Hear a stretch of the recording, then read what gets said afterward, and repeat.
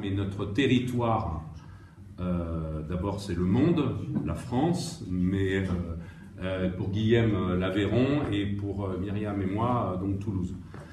Donc je vais introduire cet exercice auquel nous nous livrons dans les différents départements de la région, puisque nous sommes à mi-mandat de cette mandature de 6 ans. Et donc Carole Delga, la présidente de région, elle s'est livrée à son exercice du point de vue institutionnel.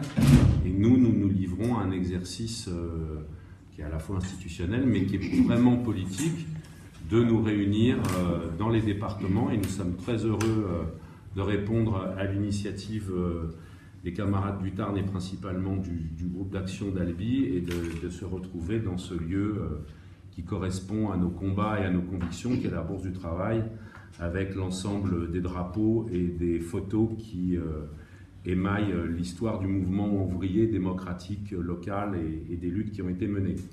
Voilà, donc on s'était engagé en novembre 2015 dans le cadre d'une liste qui s'appelait Nouveau Monde en commun, qui a suivi et qui a eu, malgré nous, différentes péripéties depuis, mais mes camarades y reviendront après, où nous étions engagés sur un certain nombre de choses. D'abord, le premier des engagements, fondamental, c'est d'être dans l'institution celles et ceux qui allons à chaque étape traduire les exigences du mouvement social sur le terrain, dirons-nous, des 3 urgences que vous connaissez toutes et tous, les urgences sociales, les urgences écologiques et les urgences démocratiques. Nous nous faisons fort d'abord d'avoir mené ces combats pendant 3 ans et de rendre compte de ce que nous avons fait pendant cette mandature, à la fois dans l'institution, mais aussi sur le terrain et dans les luttes.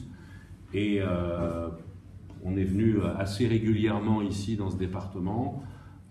Je pense notamment à 2 questions emblématiques qui ont été la lutte des alphacans sur Gaillac et la question de l'autoroute Castres-Toulouse, dont nous reparlerons dans le cadre de cette soirée. On s'était engagé à dire ce que l'on fait et faire ce que l'on dit. Voilà, ce qui n'a pas malheureusement été le cas de tout le monde dans cette liste pendant la mandature.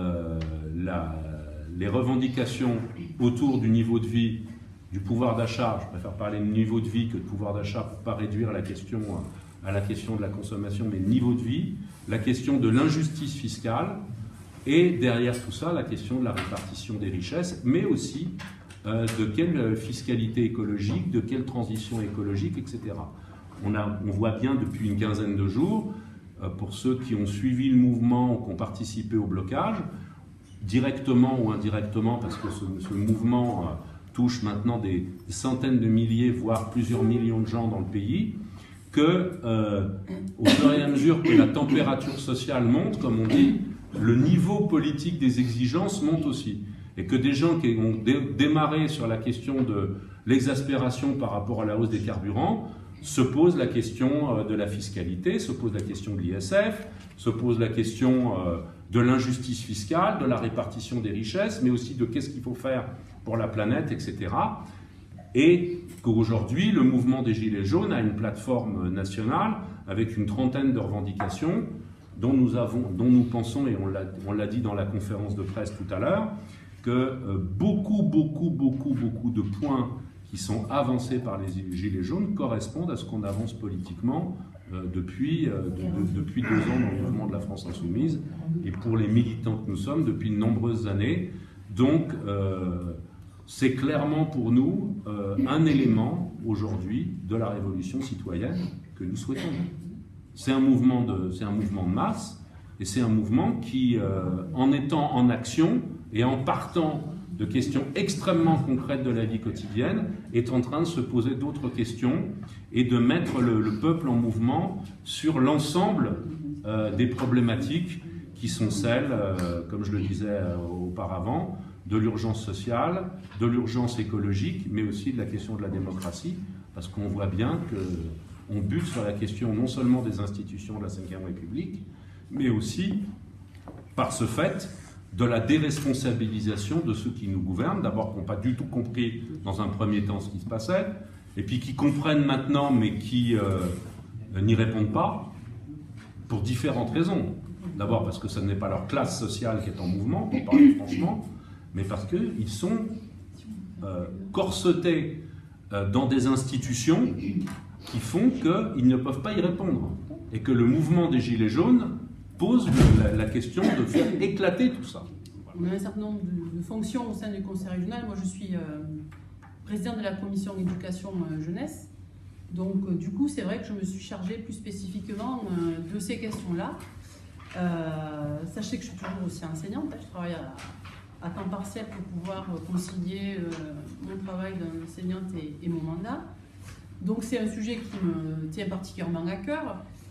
Sur plusieurs axes, qui sont des axes par ailleurs qu'on avait développés dans la campagne de 2015. Hein. Ce que dit Jean-Christophe est tout à fait juste. C'est-à-dire que quand on a dit on dit ce qu'on fait et on fait ce qu'on dit, c'est qu'on y tient et on continue à le faire dans le cadre de l'institution, contrairement à d'autres, mais Guillaume en parlera.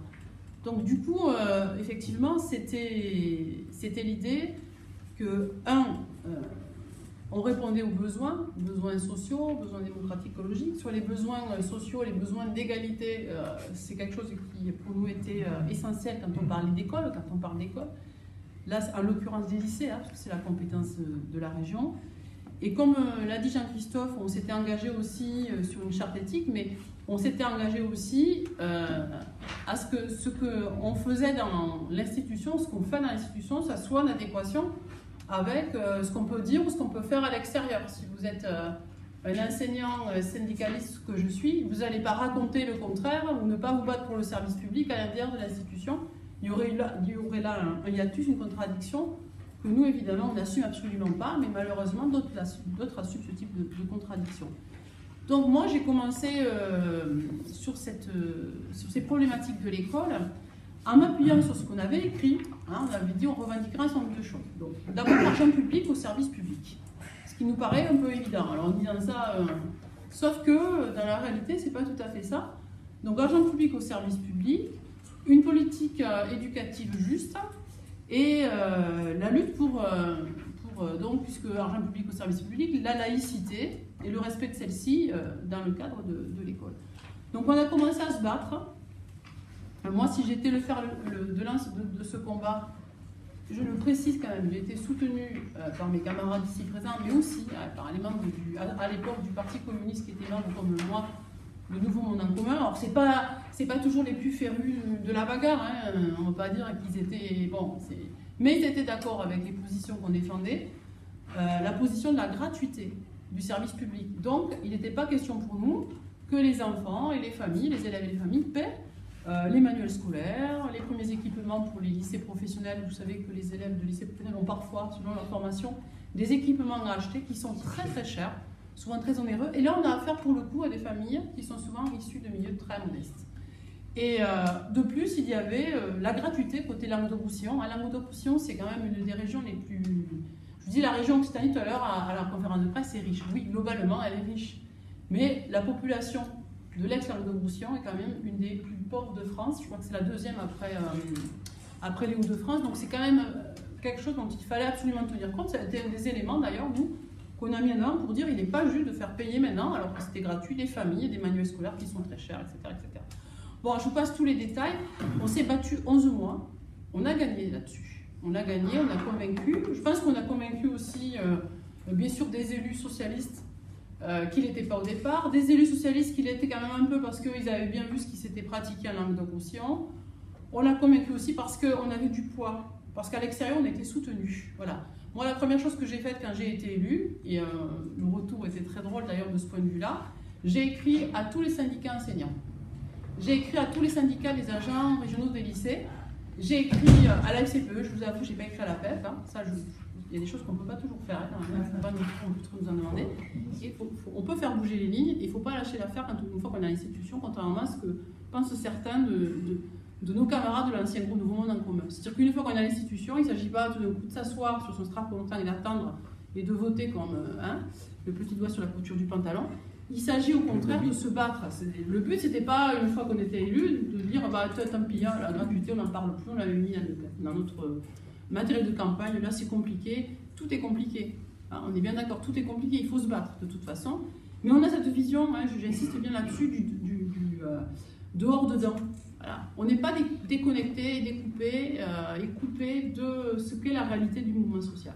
Pour moi et pour nous, hein, je veux dire, c'est très très très important. J'ai donné des exemples dans ce sens, mais j'y reviendrai à la conférence de presse, mais c'est très important. Donc cette lutte-là, cette bagarre-là, on l'a gagnée. Elle est pas rien, hein, parce que c'est vraiment une grosse compétence, les lycées. Ça se chiffre chaque année en centaines et centaines de millions d'euros. Donc avoir réussi à obtenir ça, et aujourd'hui, c'est un acquis tel que, bon, ils ont même tendance un petit peu à se l'approprier, les socialistes, comme si c'était venu d'eux, au-delà des divergences qu'on peut avoir. Carole Delga, lors de la mise en place de cette politique, lors d'une conférence de presse où j'avais été invitée parce qu'on était un lycée public, l'a dit, voilà, elle l'a reconnu. Donc je pense qu'il faut aussi, voilà, rendre à César ce qui est à César. Il y a des choses qui, enfin, c'est le but du combat politique, c'est de convaincre, parce que sinon, écoutez, on n'en ferait pas. Mais bon, parfois ça marche. Deuxième chose, on s'est bagarré sur un certain nombre de sujets. Alors, il y a des sujets qui ont été mis dans le 4 pages, qui sont les sujets pour lesquels on s'est battu avec le PS, notamment face à la droite et surtout à l'extrême droite, hein, sur par exemple les politiques d'égalité hommes-femmes et filles-garçons avec des initiatives dans les lycées. Pour l'extrême droite, il n'y a pas de problème d'égalité entre les hommes et les femmes, hein, puisque les femmes n'ont qu'à rester à la maison et les hommes au travail et tout ira bien. Mais ces politiques-là, on les a soutenues et on les a mises dans le 4 pages. Même chose sur la cantine bio, ouais, pour aller vite. C'est un projet de faire rentrer dans la restauration collective des produits locaux, circuits courts, etc. etc. Bon, c'était pas gagné non plus, mais il y avait peut-être des gens convaincus aussi qui ont bagarré. Je pense qu'il y avait aussi en partie les écolos, mais nous, on le met toujours publiquement dans le débat, voilà, y compris dans la confrontation. On dit ça, c'est important. Si on se vante, moi j'ai eu fait du travail entre les différentes commissions, si on se vante d'avoir une première, la région Occitanie, la première région bio de France, bah écoutez, il faut que ça serve à quelque chose, quoi. Voilà. On n'est pas dans la posture. Voilà. Si on est d'accord avec quelque chose, on ne va pas voter contre en disant on va faire monsieur plus de Balzen, c'est pas ça le but. Par contre, quand on n'est pas d'accord, quand ça ne correspond pas du tout à nos engagements, à nos valeurs, à nos principes, on vote contre et on l'explique. Et parfois, Guillaume m'explique, on se fâche tout rouge aussi, parce qu'il y a de quoi faire. Voilà. Dernier point pour faire la transition avec les sujets qui fâchent, la laïcité. Sur cette question donc, de la laïcité et du service public, on ne lâche pas l'affaire. Il y a une toute petite avancée hein, qui est minime, mais qui prouve que le débat qu'on a mené, qui est, je pense, très courageux, on le mène tous les... Et alors, parfois c'est au forceps, parce que la première fois que moi j'ai abordé ce sujet en commission, parce que je suis présidente donc, de la commission éducation, c'est la première fois qu'une présidente de commission ne votait contre des budgets alloués au privé. Voilà. J'ai cru que j'allais me faire lyncher par la droite et l'extrême droite. Bon, ben, lyncher, s'ils avaient pu physiquement, ils l'auraient fait, mais ils ne pouvaient pas. Mais ils étaient déchaînés, quoi. Et le Parti socialiste ne disait rien du tout, parce que ça, c'est un truc, voilà, il ne faut pas réveiller la guerre scolaire, il ne faut pas en parler. Nous, on ne réveille pas la guerre scolaire, on dit tout simplement l'argent public au service public. On ne veut pas, au nom de la laïcité, financer au-delà des obligations légales, parce que c'est ce qui se passe. On donne de l'argent en plus de ce qu'on doit donner. Donc c'est ça qui ne va pas. Donc on dit supprimons ça, voilà. Au nom de la laïcité, cet argent, il part au service public. 8 millions d'euros par an. 8 millions d'euros au-delà de ce que prévoit la loi. Le lycée privé, c'est, à part quelques endroits où on a décidé d'ailleurs de faire un peu un combat, le Nord-Aveyron, où il n'y a pas de lycée public, ou le nord-est de la Lozère, à Langogne, où il n'y a pas de lycée public, on va en faire un peu une bagarre. On va continuer, on réfléchit, compris comment on va pouvoir mener cette bagarre-là. Franchement, on va la mener surtout à l'extérieur, peut-être avec les syndicats, les parents d'élèves, parce que c'est vrai que c'est une bagarre qui est essentielle. Donc on dit, voilà, il y a un problème, les lycées privés, mais globalement, c'est l'entre-soi social. Voilà. C'est pas simplement un problème de confession hein, religieuse, avec un, mais c'est un problème d'entre-soi social, c'est un problème de classe. Bon, ça c'est très important. C'est la troisième chose qu'on dit, écoutez, vous n'arrêtez pas de nous bassiner qu'il faut faire des économies, qu'on n'a pas d'argent pour ceci, qu'on n'a pas d'argent pour cela, et on va donner 8 millions d'euros par an, même si là ça a baissé cette année, ça a baissé à 5 millions, parce qu'on a mené la bagarre, y compris avec des élus socialistes. Et on dit ça ne va pas parce que On ne peut pas faire des économies d'un côté et à côté c'est de la gabegie, on va donner de l'argent alors qu'on n'est pas obligé de le faire à l'enseignement privé qui accueille 20% des élèves de toute la région occitanie. Voilà. De faire passer l'intérêt général au premier plan, soit on est dans des petits arrangements où en coin de table on se dit oui c'est vrai ça va pas, ça nous convient pas, mais on va pas faire trop de bruit. Bon, voilà. Bon, je vous dis ça pour tirer un petit peu la sonnette d'alarme. Ça c'est un dossier typiquement sur lequel si tous les élus qui avaient été élus initialement sur la liste Nouveau Monde en commun étaient d'accord pour respecter l'engagement électoral, ce projet ne verrait jamais le jour. Jamais. Parce que Carolo Delga, tout simplement, n'a pas de majorité pour gouverner cette région sans l'appui d'une partie des élus de la liste Nouveau Monde en commun. Donc ça, c'est un sujet où si tout le monde dit ça, c'est hors de question, ça passe les bornes, ça passe à l'as. Bon, je passe à un deuxième sujet qui est celui du transport collectif. Oui, on refuse les autoroutes à péage, on refuse que la région finance des routes parce que ce n'est pas dans sa compétence, on est pour que cet argent aille sur le transport collectif. Alors il y a beaucoup de choses que la région fait très bien, il y a des choses sur lesquelles nous, de la même manière, on alerte.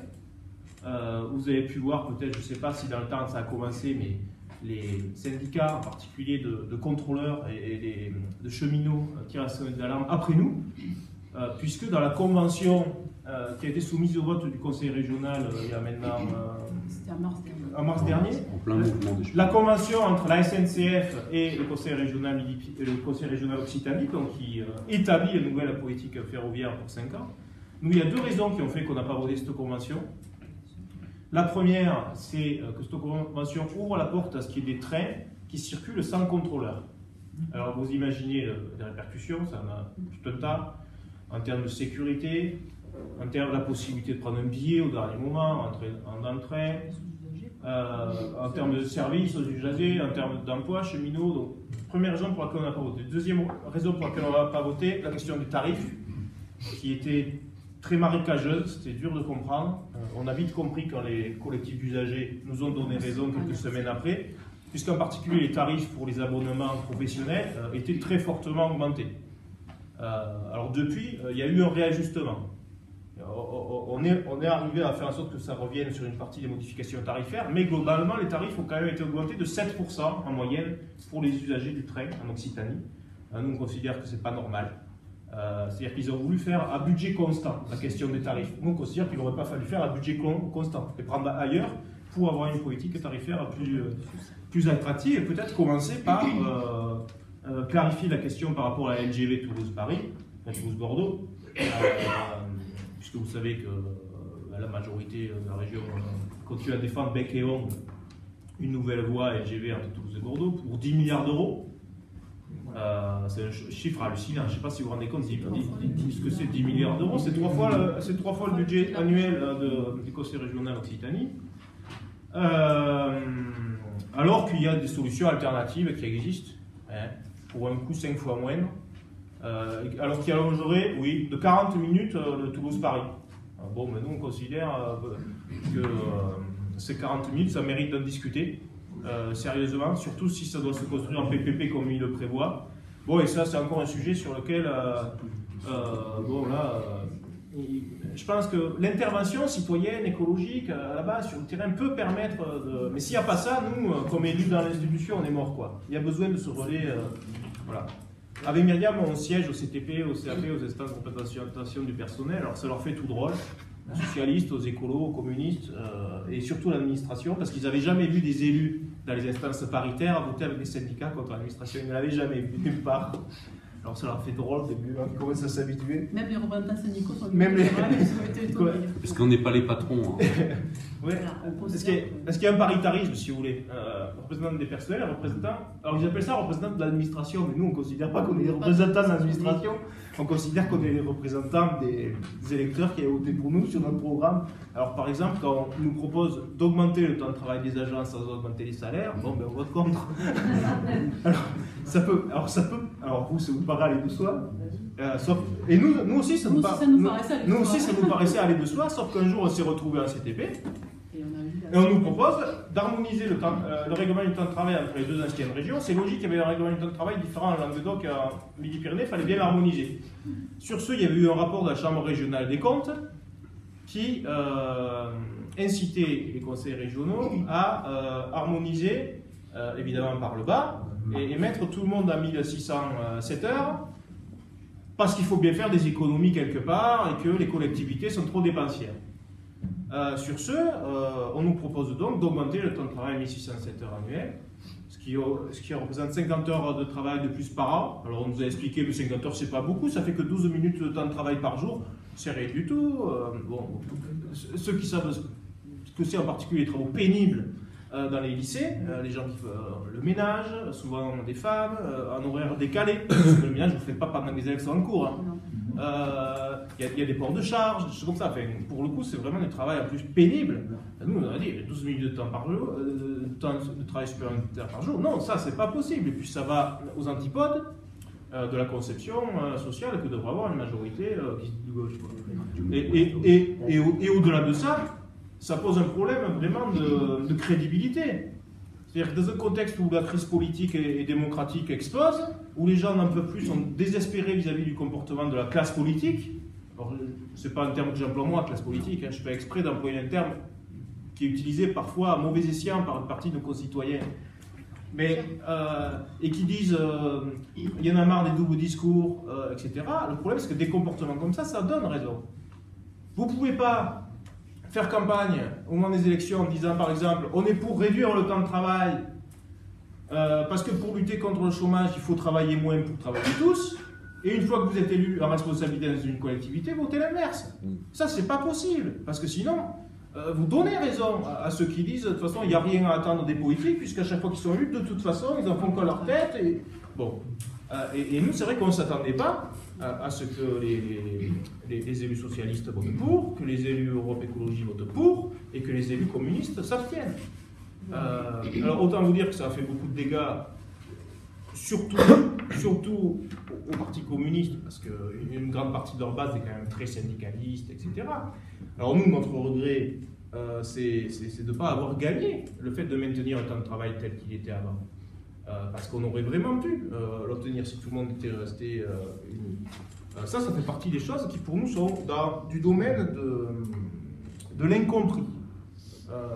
Même nous qui les côtoyons régulièrement, on n'a toujours pas compris. Alors c'est pire que ça, parce que non seulement nous on a voté contre, et on a essayé de mobiliser pour empêcher l'augmentation du temps de travail sans augmentation du salaire, mais en plus, ils nous ont fait payer derrière notre liberté de vote en nous punissant, en modifiant leur règlement intérieur pour nous reléguer en élus non inscrits, tout ça j'y suis donc j'y reste, en nous reléguant en élus non inscrits et en nous appliquant des dispositions antidémocratiques, discriminatoires, et en essayant de nous faire taire, quoi. Après cet épisode-là, il y a vraiment un lien, quoi. Maintenant, dans les assemblées plénières, on est considéré comme des non inscrits, on a droit à 1 minute ou 2 minutes de temps de parole maximum. Sur 12 heures d'assemblée plénière. Sur 12 heures d'assemblée plénière, bon. Ça fait 3 quand même, 3. 4 même. Bon, dernier exemple pour illustrer un petit peu sur le fond ce qui voilà, dénote de vrais problèmes, quoi. C'est la question des aides aux entreprises. C'est plus de 200 millions d'euros par an, hein, les aides aux entreprises. Alors qu'on soit clair, nous on n'est pas contre les aides aux entreprises. Au contraire, on est pour augmenter ce qu'on y met, y mettre plus, mais par contre que ce soit sur des choix politiques. En particulier, mettre beaucoup plus pour organiser la transition de modèle économique, pour permettre de respecter l'environnement et d'organiser la transition écologique de nos modes de production, d'échange, de consommation. Ça demande beaucoup d'argent. Or, c'est pas ce qui se passe, puisque une bonne partie de cet argent est donné à des entreprises qui n'en ont pas besoin. Nous, c'est la première chose. Déjà, c'est quand on aura gagné ça, on sera content. On a plusieurs exemples qui sont scandaleux.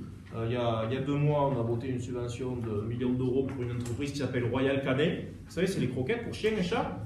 Ça appartient au groupe, à la multinationale Mars, les barres chocolatées. Un chiffre d'affaires annuel de 33 milliards d'euros. Quand on nous a présenté une subvention de 5 millions d'euros pour les laboratoires à Pierre Fabre, connaissant déjà la propension à organiser ses productions en profitant d'un vide social, parce que le pratique fortement quand même. Mais surtout, en 2015, Pierre Fabre a touché, tenez-vous bien, 160 millions d'euros d'aide publique de l'État. 160 millions d'euros. 160 millions d'euros. Entre cadeaux fiscaux, CICE et CIR, Crédit Impôt Recherche. Je passe sur le fait que tous les syndicats de Pierre Fabre nous ont tous alertés sur le fait qu'il y avait un vrai problème sur l'utilisation qui était faite de cet argent public-là. Bon, mais nous, quand on nous propose des 5 millions d'euros en plus, nous, on a dit c'est pas possible. Alors, évidemment, on a voté contre, mais on utilise un petit peu comme exemple pour illustrer une chose toute bête. C'est nous, on demande 3 critères simples. Enfin, on en demande en vérité, on en propose beaucoup plus. Mais il y a trois points qui nous paraissent incontournables qu'il faudrait mettre comme condition quand la région subventionne une entreprise. Le premier, c'est de regarder l'utilisation qu'a faite l'entreprise du CICE qu'elle a touché. Est-ce qu'elle a utilisé le CICE pour améliorer ses procédés de production, pour mieux respecter l'environnement? Est-ce qu'elle a utilisé le CICE pour augmenter les salaires, pour acheter de nouvelles machines, pour augmenter la production? Voilà, bon. Voilà. Ou alors, est-ce qu'elle a utilisé cet argent-là pour enrichir quelques personnes? Bon. Deuxièmement, on demande à ce que les entreprises qui ont recours au travail détaché soient exclues des dispositifs d'aide. Travail détaché qui permet d'employer des salariés sur le droit du travail et le droit social de pays étrangers. Où vous avez des secteurs où ils l'utilisent à plein, dans le BTP, on a même pire que ça, Myriam pourrait en témoigner, on a des chantiers sur les lycées de l'Occitanie qui appartiennent à la région, où on se rend compte que dans les marchés qu'on attribue, ce sont des travailleurs détachés qui viennent, sur les marchés conseil régional. C'est bon, ce qui pose évidemment une vraie difficulté. Et troisièmement, on demande à ce que le travail précaire soit limité dans les entreprises qu'on aide. On dit pas plus de 10% de CDD, mais on peut imaginer autrement. Par exemple, une entreprise, on peut l'aider la première année si elle a 30% de CDD, s'engager à ce que 2 ans après, ce soit diminué à 10. Vous voyez, bon, c'est des choses comme ça qu'il faut imaginer. Alors ces 3 points-là, on les a proposés. Quand on a proposé ces 3 points-là, quand on a voté le schéma qui organise les aides économiques, et au moment du vote, on était tout seul, encore une fois. Oui, parce qu'on n'a pas eu. On était dans le groupe en plus de moments communs. J'ai pris ces 3 exemples-là parce qu'il me semble que c'est vraiment des exemples de bon sens et pas des exemples. On ne peut pas nous dire vous êtes des jusqu'au boutistes ou des gauchistes. Je pense que n'importe quel citoyen français doté d'un minimum de bon sens est d'accord avec ces propositions-là. Bon voilà, j'ai essayé d'illustrer, d'être un maximum. On l'avait pas prévu du tout en début de mandat, que ce soit à ce point-là. Surtout que déjà c'était compliqué avec la réforme territoriale qui fusionnait les 2 régions. Parce que la réforme territoriale qui fusionne les 2 régions, contrairement à ce que disent les médias et quelques officines soi-disant indépendantes, le problème n'est pas tant le fait que ça ne fait pas d'économie, parce que personne n'y a jamais cru en vérité à ce que la fusion des régions fasse des économies. Personne. Le problème de la fusion des régions, c'est surtout que ça crée des monstres technocratiques qui éloignent encore plus les territoires et les citoyens de leurs représentants, de l'institution régionale. Et on n'avait pas besoin, en plus d'une réforme territoriale qui éloigne la région des citoyens, en plus de dispositions internes à la région qui réduisent encore l'aspect démocratique des choses. Je vous prends 3 exemples. Dans le règlement intérieur qui a été écrit par Gérard Onesta et voté par la majorité, sur lequel on s'est opposé, alors il y a une chose, enfin, moi, je le trouve, ça me sort de partout. Parce que n'importe qui a un minimum de conscience démocratique et républicaine comprend que la souveraineté populaire, il y a la condition première, c'est que les citoyens soient informés du vote que prononcent les élus en leur nom. S'il n'y a pas ça, on n'est plus dans la démocratie, on est dans autre chose. Bon, il faut que les citoyens puissent élire leurs représentants et qu'ensuite les représentants votent dans les institutions et que les citoyens puissent savoir ce qu'ils votent. Sinon, il n'y a aucun contrôle possible démocratique. Or, là, on est dans un système incroyable, C'est-à-dire que la commission permanente du Conseil régional Occitanie, la commission permanente, ça a les mêmes prérogatives que l'Assemblée plénière, hein, sauf que la commission permanente n'a pas le droit de voter le budget, sinon elle peut tout voter. Et il n'y a pas tous les élus à la commission permanente. Moi j'y suis, Myriam et Jean-Christophe y sont pas, donc j'essaye de porter notre parole à tous les quatre. Les votes de la commission permanente sont privés. Les commissions permanentes sont privées. C'est-à-dire que contrairement dans vos mairies, par exemple, vous élisez vos conseillers municipaux, vous savez que vous avez le droit d'aller assister au conseil municipal. Alors, à la région, ce qui se fait maintenant, c'est que souvent on met en ligne les vidéos pour que les gens puissent y assister sans être présents physiquement. À la commission permanente, c'est interdit. La commission permanente est privée. Et en plus de ça, les votes nominatifs prononcés par vos élus ne sont même pas publics a posteriori. C'est-à-dire que dans vos mairies, si vous avez manqué le conseil municipal et que vous voulez savoir qui a voté quoi sur tel point, vous allez 2-3 semaines après à la mairie et vous avez d'afficher le vote des délibérations, le vote des élus pour contre-abstention. Mais au conseil régional, les votes prononcés en commission permanente par vos élus, il y a plus de 1000 délibérations à chaque commission permanente. Les délibérations sont votées ou retoquées, autant vous dire qu'elles sont toutes votées, mais le vote nominatif des élus n'est pas public. Voilà, c'est ce qu'ils appellent le caractère privé des votes. Autant vous dire que ça pose d'énormes problèmes. Ça pose problème de légalité, mais nous, on n'a pas les moyens financiers pour faire des recours sur tout. En tout cas, politiquement et démocratiquement, ça pose de vrais problèmes. 2-3 autres exemples. Le droit d'amendement est réduit à un point qu'il en est ridicule. C'est-à-dire que vous avez le droit de déposer des amendements, mais vous n'avez pas le droit de les défendre en séance. Le traitement des minorités politiques est vraiment problématique, puisque quand vous ne pouvez pas constituer un groupe politique, vous êtes considéré non inscrit et privé d'un certain nombre de droits. J'en ai parlé tout à l'heure. Nous, c'est encore pire, puisque nous faisions partie d'un groupe politique et ils ont fait en sorte, puisqu'on gênait, pour nous faire à terre. Ce qu'ils ont fait, c'est que le seuil minimal pour constituer un groupe politique en début de mandat, c'était 4 élus. Quand on a trop dérangé, M. Onesta a déposé un amendement pour rehausser le seuil pour faire un groupe de 4 à 7. Voilà. Et ensuite, ils ont tous démissionné du groupe pour en faire un autre sans nous. Sans nous prévenir en plus. Sans nous prévenir. Pour nous laisser à 4, mais vu qu'ils avaient bidouillé le règlement intérieur, on ne pouvait plus faire un groupe. Vous voyez, alors, je ne développe pas parce que vous sentez l'embrouille politicienne à plein nez, mais c'est pour. C'est pas tant pour se plaindre de notre sort que d'alerter sur le fait que les belles paroles et les engagements citoyens, genre je défends les minorités politiques, en parole c'est une chose, l'important c'est les actes.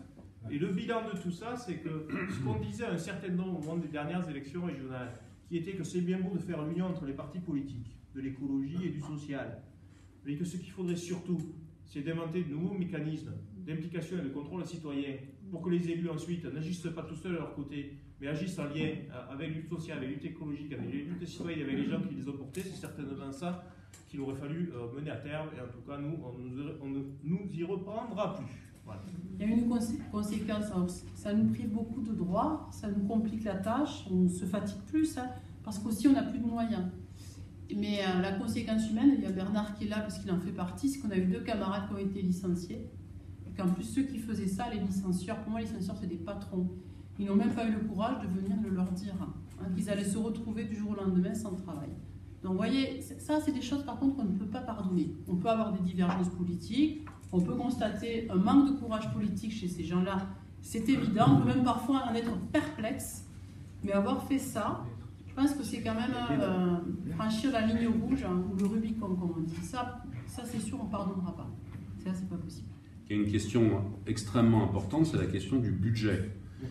La bataille budgétaire, pour nous, repose sur 3 choses.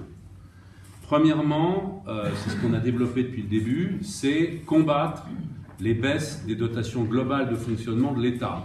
Hein, Carole Delga nous fait des grands discours sur le jacobinisme à Paris, etc. Ce n'est pas un problème de jacobinisme, puisque la République a été fondée par les Jacobins, précisément pour mettre les citoyens à égalité devant la loi et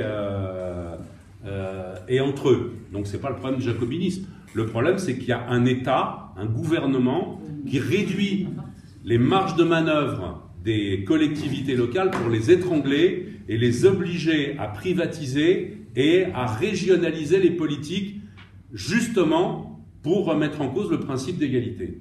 Donc les baisses de dotation globale de fonctionnement, pour vous donner une idée, en 2018, fin 2018, ça sera depuis 2012, 400 millions d'euros cumulés pour la région depuis 2012.